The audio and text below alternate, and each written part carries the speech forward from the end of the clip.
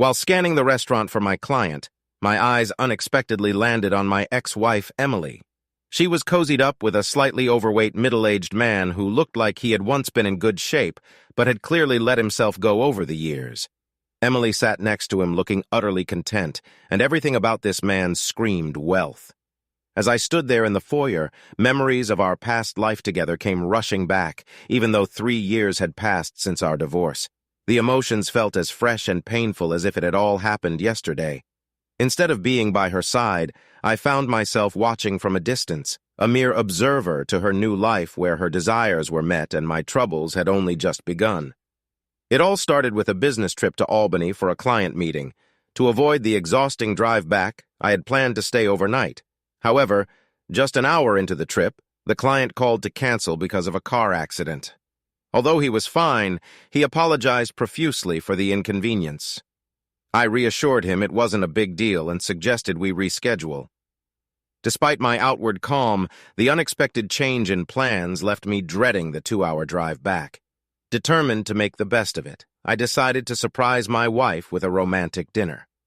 90 minutes later, I finally turned onto my street looking forward to the evening. What greeted me instead were 3 unfamiliar cars parked in my driveway. Knowing Emily often invited friends over when I was away, I brushed it off and parked on the street. I entered the house expecting everything to be normal. However, the sight of clothes scattered across the living room floor immediately set off alarm bells. Standing there, a sinking feeling washed over me as I realized that the sounds I heard were not innocent. My wife's moans were unmistakably those of pleasure, not distress. My heart sank as the painful truth hit me. Emily was cheating on me. Despite my reluctance, I knew I had to confront whatever was happening upstairs. As I reached the top of the stairs, I could hear her primal screams. Peeking around the bedroom doorframe, I was met with a sight that turned my stomach. There were 3 men with her, 2 strangers and her boss, Mark Bennett. They had my wife involved in acts that made my blood boil. My hatred for Mark intensified as he lavished her with praise, exploiting her for his game. They treated her like a mere object, using vile language and asserting their dominance over her. Watching this, I felt a mixture of anger and disgust, unable to reconcile this woman with the Emily I had known for 10 years. Quietly retreating, I slipped downstairs and sought refuge in my office. I grabbed my digital video camera, which fortunately still had some battery life and an old holiday cassette inside. My aim was to record this betrayal, not for any voyeuristic pleasure, but to have evidence for legal reasons. Setting up the camera at the bedroom door, I captured footage of my wife and her companions, enduring only a few agonizing minutes before my emotions got the better of me. While some might find such a scene arousing, it filled me with nothing but sadness and a deep sense of betrayal. Feeling utterly deflated, I went back downstairs to collect my thoughts. In my office, I retrieved my gun from the safe, flicking off the safety just in case. Though I wasn't prone to violence, the urge to take control of things got out of hand was overwhelming. Returning to the living room, I took the car keys and wallets from the pants discarded on the floor. I then went outside and deflated the tires of all the cars, including Emily's. A sinister grin spread across my face as I concocted a plan, sure it would succeed. Noticing Emily's cell phone on the bedside table during my recording, I positioned myself discreetly behind the stairs and dialed her number. After several rings, she finally answered. The silence in the house suggested she had told the others to stay quiet. Breathlessly, she answered, "Hey, David, how's Albany?" I could hear the faint chuckles of the men in the background. "You seem out of breath. Are you okay?" I feigned concern. "Yes, had to run upstairs for my phone." She quickly composed herself. "My client canceled, so I'll be home soon." "How about dinner?" I asked calmly, though inside I was seething. "You're coming home now?" she asked, clearly nervous. "Yeah, just need to get ready, babe. See you soon," she replied hastily and hung up. I smiled, knowing what was about to happen.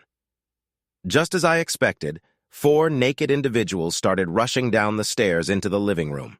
The men quickly dressed, and Emily threw on some clothes as they all scrambled to leave. She slipped on her shoes and jacket, glancing outside, hoping they'd be gone. If she hadn't been so flustered, she might have noticed my car parked on the street. I snuck into the house through a secret door. The men began shouting at Emily all at once, causing her to step onto the porch to try and hear them better. At that very moment, I slammed the front door shut and locked it behind her.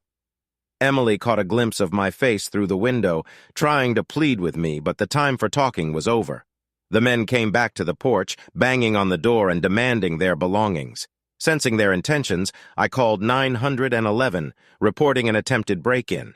The dispatcher informed me that a neighbor had already called, giving my name and address.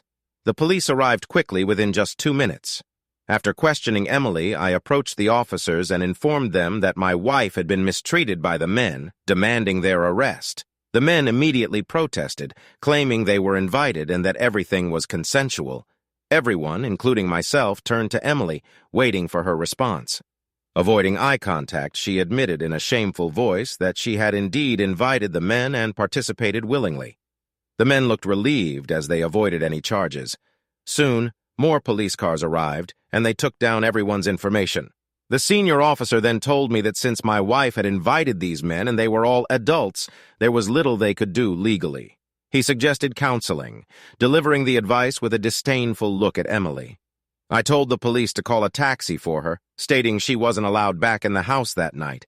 One of the men called a taxi after finding their tires flat. They also tried to accuse me of stealing their belongings, but I denied the claims. I turned back to the porch where Emily remained, waiting for the taxi. I stood there, my eyes burning with anger. Despite my rage, Emily walked towards me, unaware of my fury and the gun I had on me. She might have run if she had known. "David, I'm so sorry," she started, but I cut her off sharply. "You've broken my heart, and I will never forgive you. Mark called you a slut, and honestly, it's fitting. From now on, I will refer to you as such and never use your real name again. If you need to communicate with me, do it through Tad." With that, I went back inside, locking the door behind me, leaving her standing outside. She ran back to the group in tears, and Mark tried to comfort her, but she pushed him away, which oddly gave me some satisfaction. However, that feeling quickly faded. Returning to my bedroom, the lingering smell of lemon only fueled my anger. I tore through the room in a rage, throwing the mattress out onto the lawn. I grabbed my toolbox from the garage and dismantled the bed, tossing its pieces outside as well. Back in the bedroom, I picked up Emily's phone, scrolling through her contacts and messages. As expected, I found disgusting emails, photos, and videos of her with various men. It was clear she knew them well.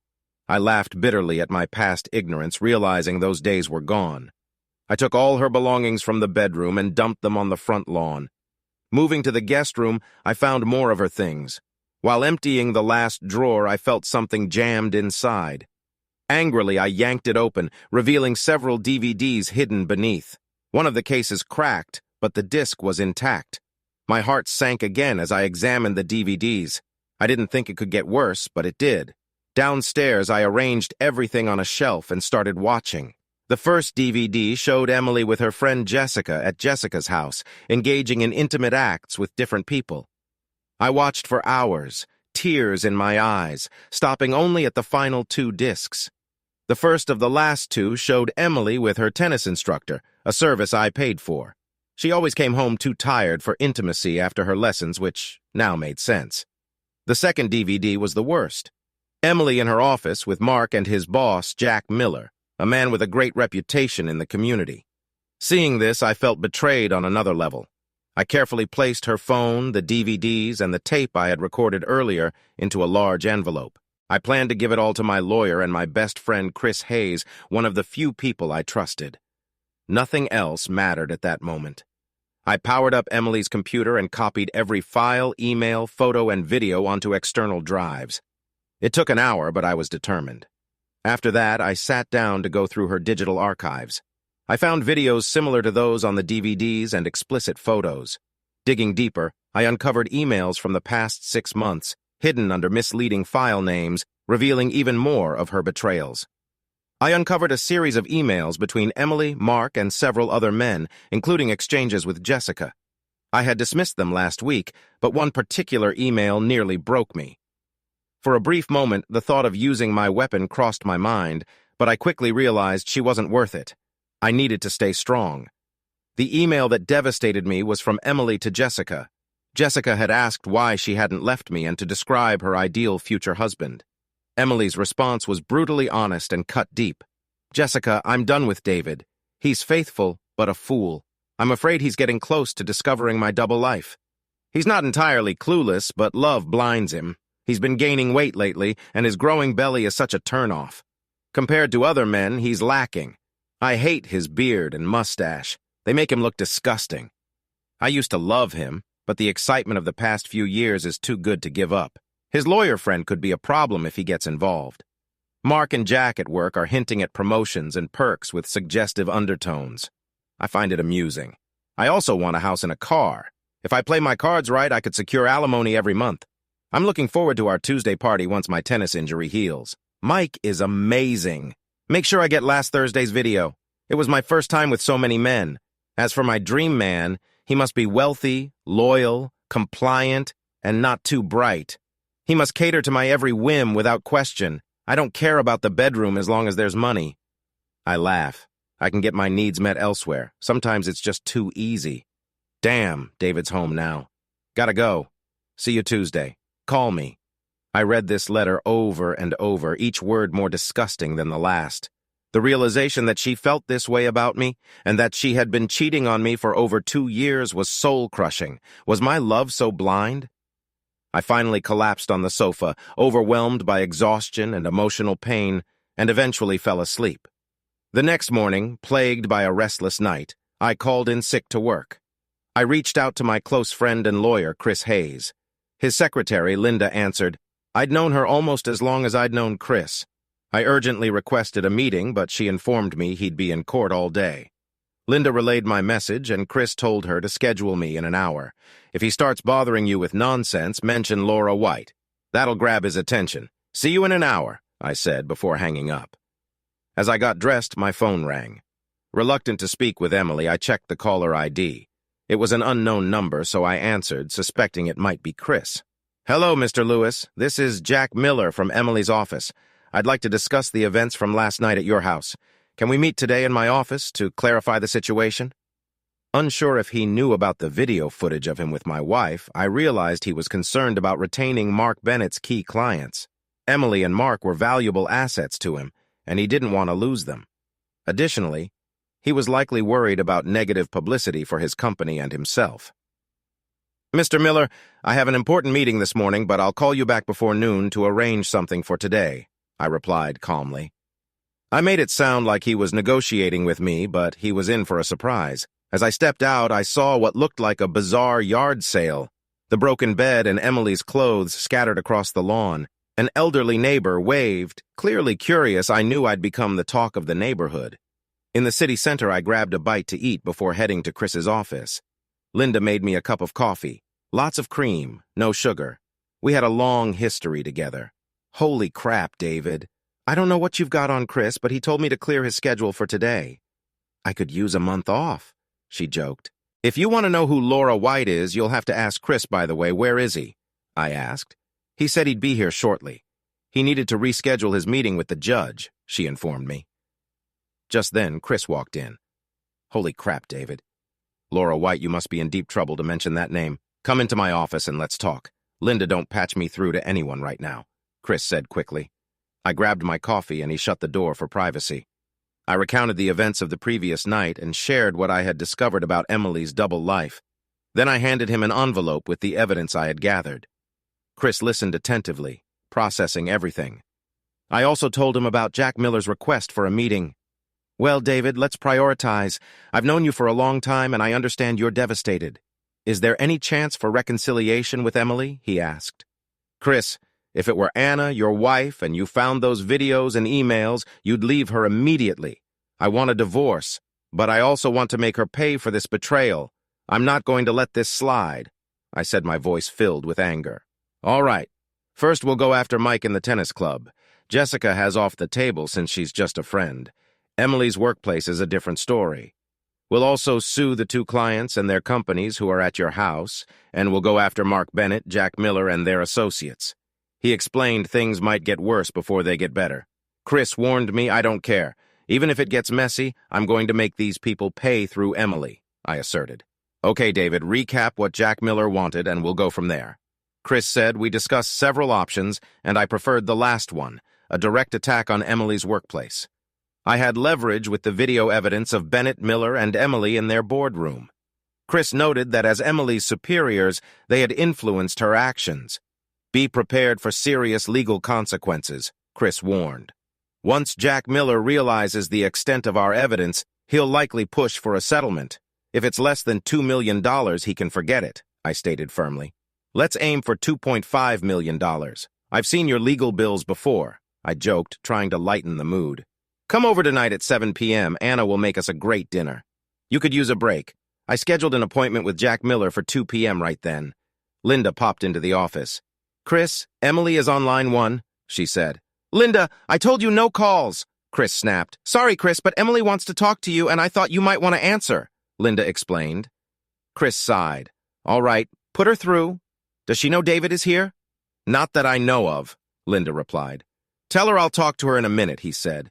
Calming down as Linda left. I bet she's discovered her cell phone, computer, and DVDs are missing. And she probably saw all her stuff on the front lawn, I said. Wow, you really had a night. Let me handle this call. Please don't interrupt. I need to clarify some things, Chris said, connecting the call. I could hear Chris's side of the conversation, imagining Emily's frantic replies. Hi, Emily. Yes, I talked to him. David is a good man and my friend. I thought you of all people would stand by him, not betray him. No excuses. Yes, I'm representing him. He has strong arguments. This won't be pleasant. You've shattered a man who loved you deeply. He doesn't care about your opinion. Get yourself a good lawyer. You'll need one. Yes, Jack Miller scheduled a meeting for 2 p.m., but I don't think you should attend. If you even try to eavesdrop, I'll advise David to leave and things will escalate. It's better to stay away and keep composed today. I know he put your belongings on the lawn, but just as you can invite strangers into your bedroom, he can remove your possessions from the house. I'm surprised he didn't resort to violence last night. Yes, he was armed, but for self-defense. He believed you were in danger. It's in the police report. If it were my Anna, I'd be in jail now. I think David acted out of anger. Regarding your missing items, talk to David. He probably left them on the lawn. I've handled all the escrow paperwork, and you both have equal rights. How you exercise these rights is up to you. Chris continued, telling her to stay put and let David remain in the house until things settled. He warned her not to push it and admitted he felt like punching her. He advised her to stay with Jessica and promised to be in touch. He also told her to have her lawyer contact him once they've hired one. Chris's demeanor was unyielding. He made it clear her tears wouldn't move him and that he could be ruthless when necessary. This was one of those times. He expressed regret that she would now see a side of him only his enemies knew and warned she wouldn't like it. Chris concluded by instructing Emily to keep her distance from David and stay at her office as he wanted nothing to do with her. Turning to me, Chris asked if I caught most of the conversation. Yeah, I did, I admitted. I want to confront her face to face and tell her how I feel, but I don't think I can bear seeing her again, not yet. I have a couple of requests for you, David, Chris said, shifting to a more positive tone. First, give me those tapes. I handed him the videotapes from the envelope, the ones from last night, the footage of Mike at the tennis club, and the recordings of M with Bennett and Miller. Invite Linda to lunch, Chris instructed.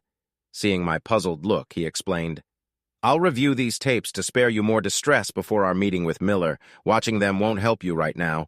You need to stay calm.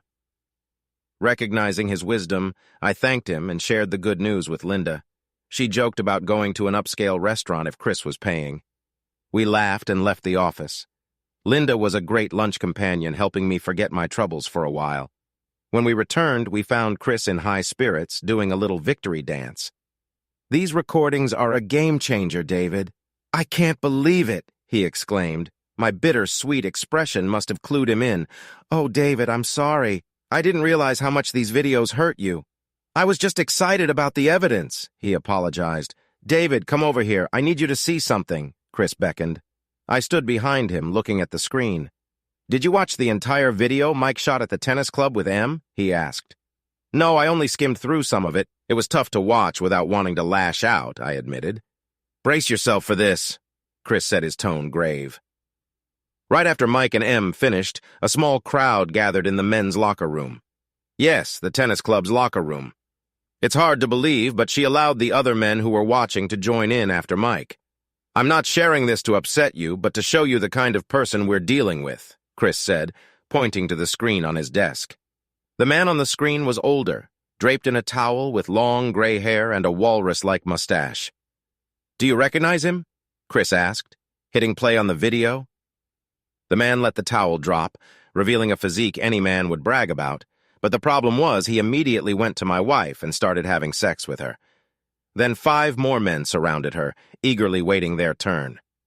I have no idea who this guy is, but you seem to, I replied, struggling to stay calm.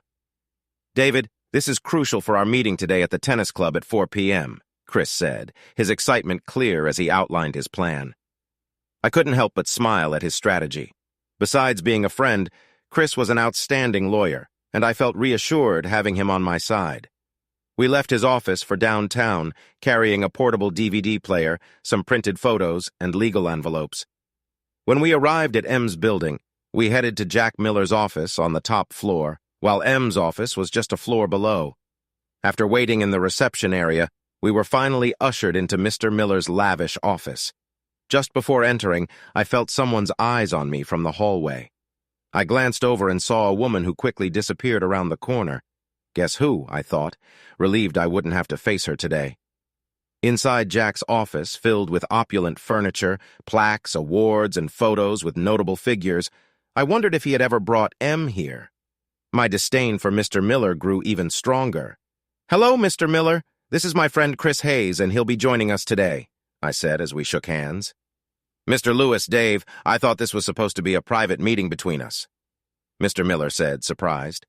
"Well, I brought Chris along. Anything you need to say to me, you can say to him as well," I stated firmly, leaving no room for debate. He reluctantly accepted Chris's presence and continued, addressing me while ignoring Chris, which made Chris smile. I knew what was coming, but let Mr. Miller speak first. "Dave, may I call you Dave?" Jack asked. "Sure, no problem. Actually, I think it would be good to have Mark Bennett here, too." "This concerns him as well," I suggested. After a pause, Jack pressed the intercom. "Julie, tell Mark to come to my office immediately. Drop everything and get here right away. Understood?" "Mark will be here shortly," she replied. "In the meantime, I want to sincerely apologize for the trouble Mark and Emma have caused in your life. I know last night must have been terrible, but if we work together, we might find a solution that benefits everyone," Jack said optimistically. "What exactly do you mean, Mr. Miller?" I asked, waiting for Mark to arrive. "I genuinely care for your wife, Emma." Jack started, but was interrupted by Mark's entrance. Mark hesitated, looking like he might leave, but Jack told him to sit down. Reluctantly, Mark obeyed, avoiding my gaze. "Dave, I want you to know I care for him like a daughter," he began. But Chris cut in. "Are you implying you have a penchant for incest, Mr. Miller?" Chris asked, catching him off guard. I chuckled, understanding Chris's point. "What, are you accusing me of incest? What is this about?" He responded, clearly offended. "Let me show you. A picture is worth 1,000 words, Chris said, placing the DVD player on Jack's desk. "These are screenshots from the video you're about to see," he said, handing them to Mark, who reluctantly passed them to Jack. The images clearly showed Jack and Mark with my wife, leaving no doubt about their actions. Jack probably recognized his own boardroom table where the events took place. "Are you telling me you recorded this and shared it?" Jack asked, nearly speechless. Mark was too stunned to respond. "Here's how it's going to go, Mr. Miller," Chris began, enjoying the moment. "Firstly, Em keeps her job. David believes she'll need it, and she fits in well here," Chris said with a wink at Jack. "Secondly, Mr. Bennett is out. Em stays. He goes," Chris stated, pointing at the stunned Mark. "Thirdly, you will give us a financial offer that respects our intelligence. We'll consider your proposal and respond within 5 business days. We might take legal action within 2 months if necessary." Before they could react, Chris started the video, showing Jack and Mark repeatedly engaging in sexual acts with my wife in their boardroom. Jack watched in shock, while Mark looked away, already knowing the content. I could see Jack thinking about how to protect his business, family, and finances. "Mark, after these gentlemen leave, we need to discuss your future here," Jack said, his voice trembling. I'll consult with my legal counsel to negotiate a settlement that might satisfy you to some extent. Jack mused aloud. You both understand the potential repercussions for our business if this information were to leak prematurely. Don't worry, Mr. Miller, Chris reassured him. We'll keep this confidential until we receive a serious proposal from you. However, I wouldn't rush to fire Mr. Bennett just yet. He might have additional copies of the video, which could give him leverage if we don't act carefully. You and Mr. Bennett can handle that matter independently. Oh, and just so you're aware, both of you could face legal consequences for engaging in relations with an employee, which directly impacts your employment status and prospects. As we stood to leave, Chris collected the DVD player and photographs we had brought. We exited, leaving Jack and Mark poised for a private discussion. I was about to ask Chris a question, but he gestured for silence until we were outside. I hadn't noticed my wife lurking around the corner trying to eavesdrop, but Chris had. The last thing I heard was Mr. Miller barking into the intercom. Get him here immediately. I grinned, anticipating an intriguing encounter as Jack would soon discover I had found his DVD at home. Once outside, I asked Chris why he had suggested Mark might use his own videotape against Jack. Divide and conquer, Chris explained. It's better if they don't present a united front, but rather look out for themselves. That way, if Jack gives us a lowball offer, we can play them against each other. Also, both Mark and Jack have families in a 10 church. Despite their behavior in the videotapes, they're not eager to rock the familial boat right now. As we left the building, I realized it would now be remembered as the place where my wife betrayed me, rather than her esteemed workplace. Chris's words snapped me back to reality. All right, let's grab a beer before our next rendezvous at the tennis club at 4 p.m.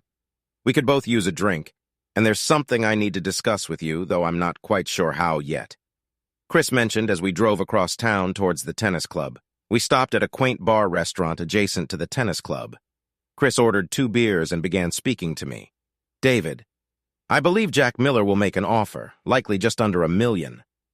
I'm familiar with his legal team from another case, and they're quite adept. He's also a realist. I'll call him tomorrow and let him know that a lowball offer won't bode well for his business or personal life. I'll propose around $3 million or suggest we abandon negotiations altogether, he disclosed. Furthermore, I need to know if, in the event the offer is rejected, I have your authorization to cast Emily in an unfavorable light. I won't hold back.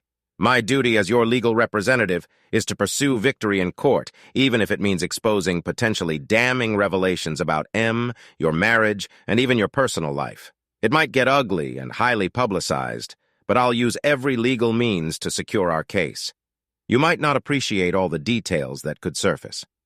At the 11th hour, I expressed that I had given serious thought to the matter. I believed I possessed more integrity than they credited me for, and was willing to proceed if necessary, though I preferred to explore the financial offer route first. Chris agreed and suggested starting by evaluating Jack's offer. He assured me that if Jack's offer was unsatisfactory, he would handle all the necessary paperwork promptly. Additionally, he mentioned leveraging his newspaper contacts and friends at 3 local news stations who would be willing to obtain footage and images, even if they needed to censor the explicit content with blue bars, as they say in sitcoms. Chris, you've consistently been there for me, and I trust your judgment. I just wish this whole mess never happened. Being an oblivious husband was more enjoyable than being publicly humiliated by a cheating wife. Nevertheless, you have my authorization to take whatever actions are necessary. After all, I didn't start this debacle, but I'm determined to end it soon, I expressed with frustration in my voice. Understood, David? No problem. Now let's discuss the material for our next meeting. This guy, Mr. Frank Nash, is the owner of the tennis club. He's the man I pointed out in the video in my office. He's likely to adopt a laissez-faire attitude, asserting that adults will be adults and he won't intervene. Even Mike's tennis coach might be dismissed for appearance's sake, only to be rehired later. Mike's quite popular at the club, especially among female members. Keep in mind, David, that while men primarily pay club dues, women are also stakeholders. This dynamic will be pivotal in your interaction with Mr. Nash. He briefed me. We arrived just in time, and it was evident that Mr. Nash and Chris didn't see eye to eye. Their animosity was palpable from the outset. Mr. Nash, this is Dave Lewis, Chris said, nodding in my direction. His wife is a member of your club. It has come to our attention that Mike Johnson, your tennis instructor, was having an affair with Mr. Lewis's wife. We want to know what you plan to do about this," Chris finished. He waited for Nash to speak, but even I knew Nash would take it upon himself, and in a few words, send Chris to hell. "Listen, what two consenting adults do behind closed doors on their own time is none of my business," Frank Nash informed us. "And as for you, Mr. Lewis, if you can't satisfy your wife in the bedroom, don't come crying to me and blaming me if she strays. Plenty of unhappy spouses frequent the tennis club, and some keep returning for the personalized attention my staff provides them, if you catch my drift," Frank said, winking at me. I felt the urge to lash out at him, but Chris restrained my wrist and quietly advised me to stay composed and follow his lead. "Frank, you're assuming this happened outside the club without your knowledge or consent. That's quite a leap," Chris said, pulling out a DVD player and placing it on Frank's desk. He hit play, directing the screen toward Frank. The color drained from Frank's face as he watched the footage. Before Frank could respond, Chris jumped in.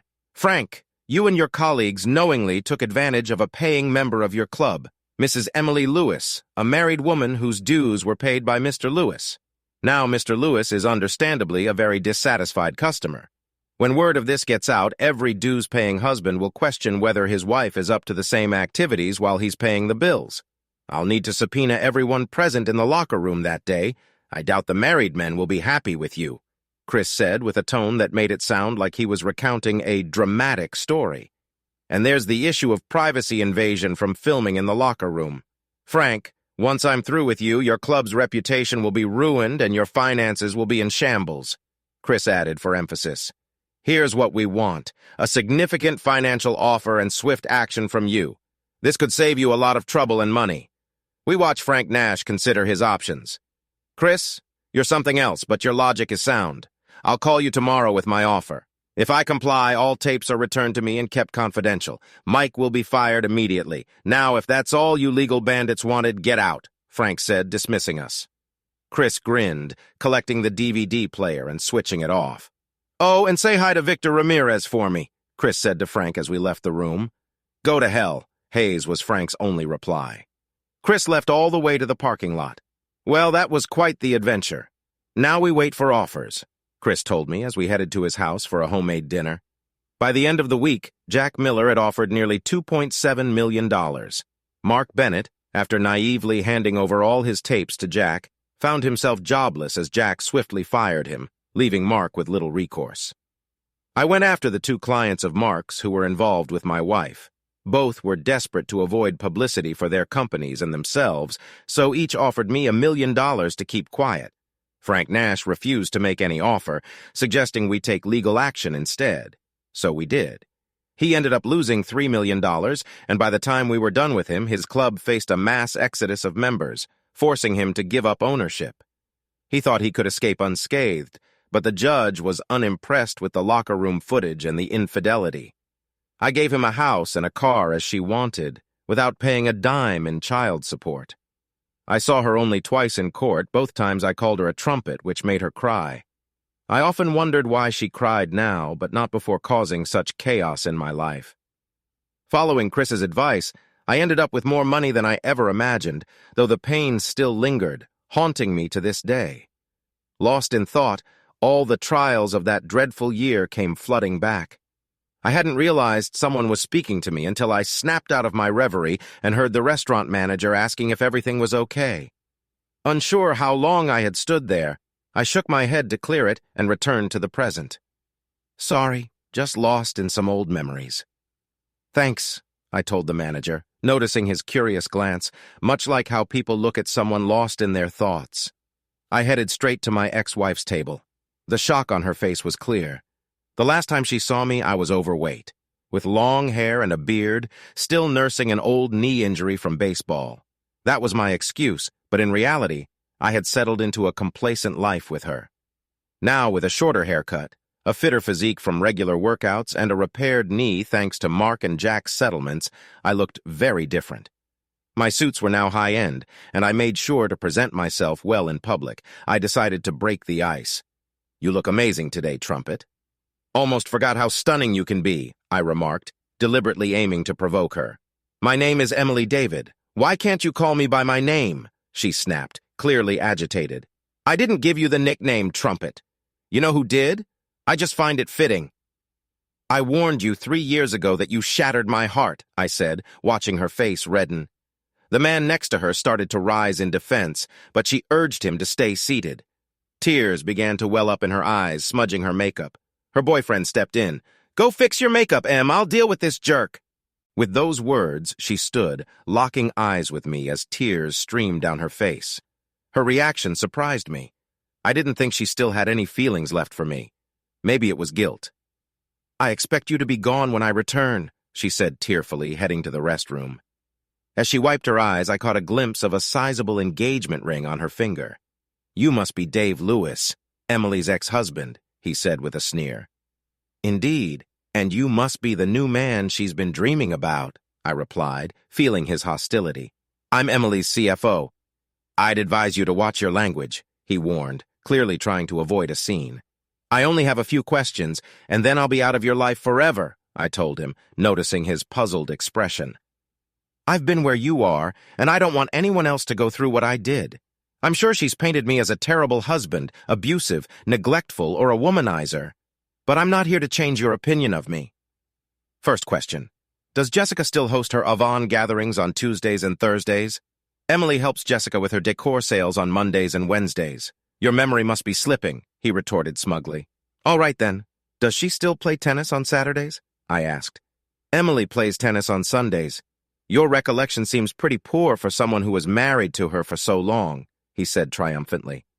Final question. Have you ever looked under the bottom drawer of the dresser in your living room? I inquired. No. Why would I do that? He responded, clearly confused. The 3 questions I asked are why we're no longer together. I still have all the leftover divorce paperwork, emails from Jessica and the other woman, and hours of videotapes. I've carried these with me for 3 years. I thought you should have them, I explained, pulling a worn piece of paper from my wallet. This is what the other woman wrote to Jessica when she asked how to get rid of me before I discovered her infidelity. After reading that letter, I realized I didn't know her at all. But it all revolves around you, I said, handing him the paper. I knew Emily's habits well. She always followed the same routine meticulously, sometimes driving me crazy. I suspected that even with a new man, she'd stick to her old ways. He hesitated, but curiosity got the better of him. He reached over and opened the letter. I've carried it for 3 years, rereading it occasionally and striving to better myself so that no woman would ever write such things about me again. Of all the evidence, that letter hit me the hardest, which is why I've kept it with me.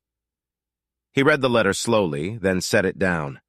Quickly, he grabbed a pen, scribbled a note on it, and abruptly left the restaurant without looking back or saying thanks.